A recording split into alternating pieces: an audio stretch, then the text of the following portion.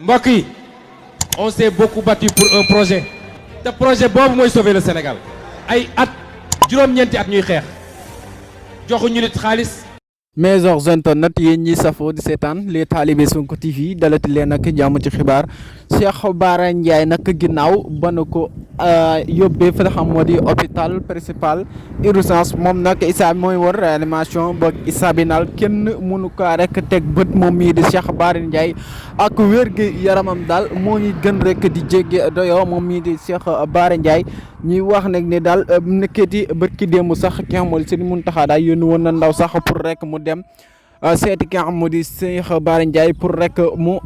bañ mu dindi li nga xam moo di greffe de la faim bi nga xam moom la nekk moom Cheikh Bara Ndiaye sax yëkkati woo ay kàddu na màggal gi moom Serigne Touba bi nu mu mënti def nag dina fa dem xanaa mu yóbbaaleeg bakkan wala mu bañ a yóbbaaleeg bakkan mais nu mu mënti def daal dina fekk li nga xam si ne moo di màggalu ko Touba gi nga xam Serigne Touba moo ko woote.